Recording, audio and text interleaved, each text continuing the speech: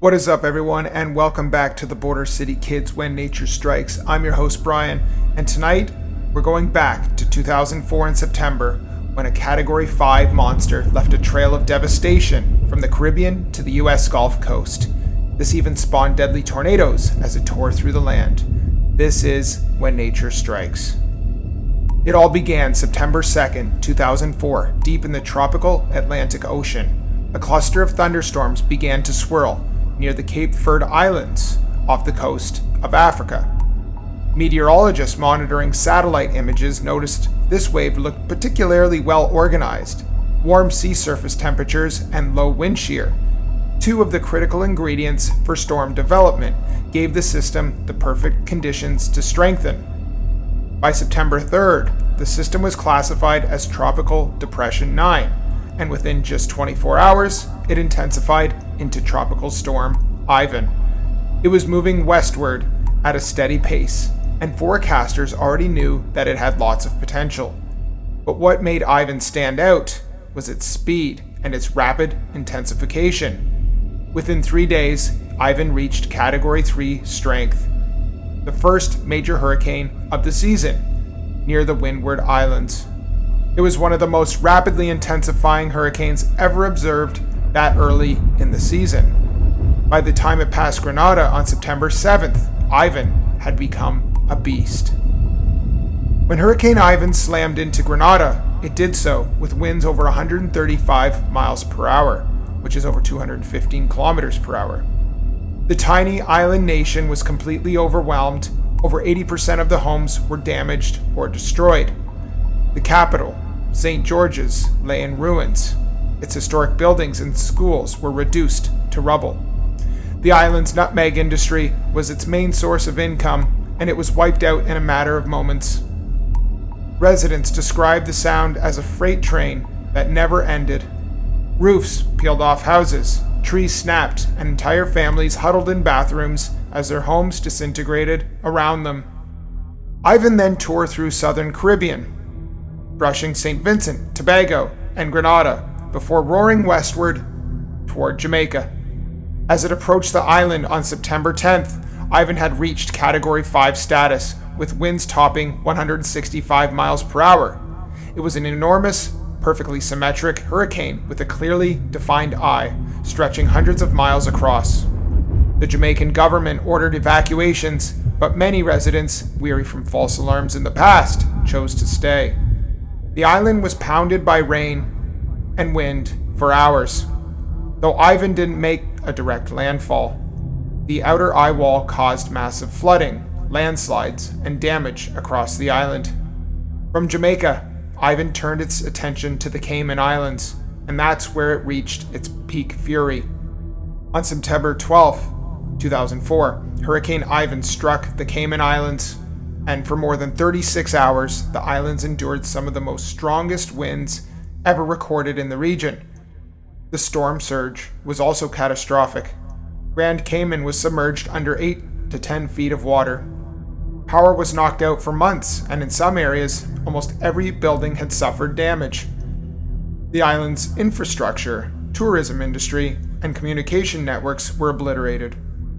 Despite the destruction, the number of fatalities remained quite low, largely due to the island's strong building codes and early warning systems. From there, Ivan brushed by the western tip of Cuba, sparing Havana, but flooding much of the Pinar del Rio province. Cuba's evacuation strategy, moving 2 million people almost out of harm's way, saved countless lives. And then, the Gulf of Mexico awaited for Hurricane Ivan. Warm waters, open space, and a hurricane with no intention of slowing down.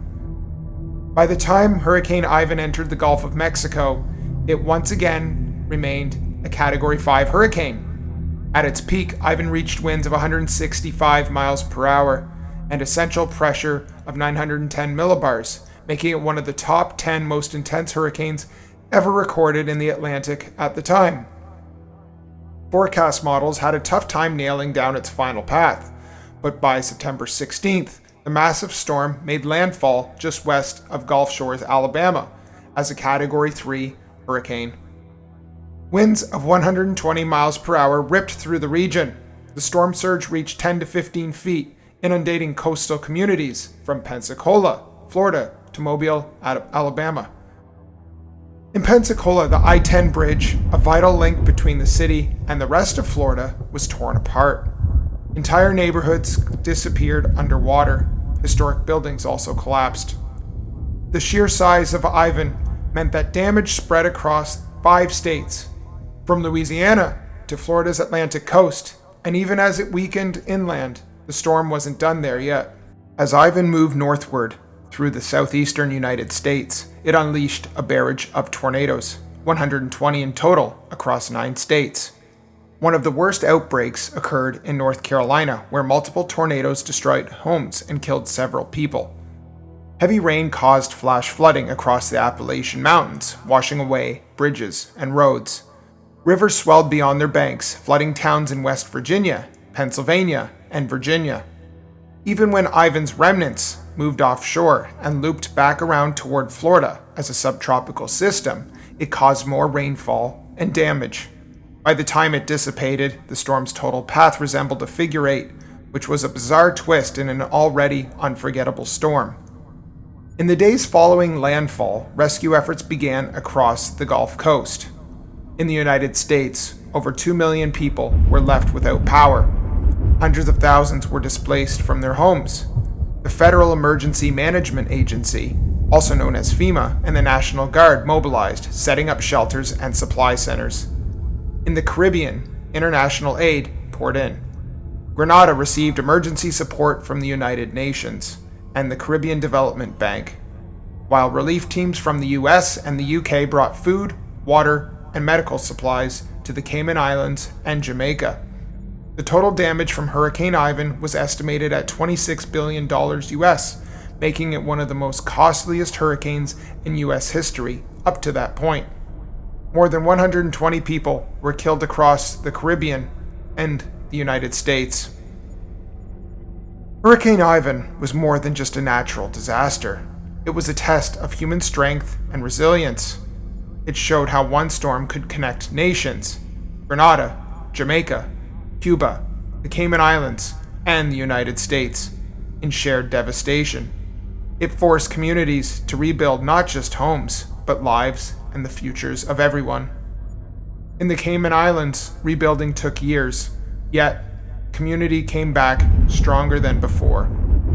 In Pensacola, the scars of Ivan lingered, but the lessons learned led to improved emergency planning, stronger communication codes, and more awareness about hurricane preparedness. And for the meteorologists, Ivan served as a scientific turning point, a reminder of how quickly storms can intensify and how small changes in ocean temperature can mean the difference between survival and catastrophe. Today we look back at Hurricane Ivan. We remember not just the power of nature, but the endurance of the people who lived through it. The 2004 hurricane season would continue to produce one of the most devastating storms, one after another. But Ivan stood out for its sheer size, strength, and global reach. If you enjoyed this episode, please don't forget to subscribe, hit the like button, and leave a comment. I appreciate that. This has been the Border City Kids When Nature Strikes, and check out the full visual breakdown of Hurricane Ivan on our YouTube channel, as well as many other storms such as Hurricane Wilma, Hurricane Andrew, and multiple different tornado stories such as the Joplin tornado. We've covered the storm's tracks, intensity, and impact zones. I'm Brian, and this is the Border City Kids When Nature Strikes. Stay safe, stay informed, and remember that when nature strikes, it strikes without warning. Good night.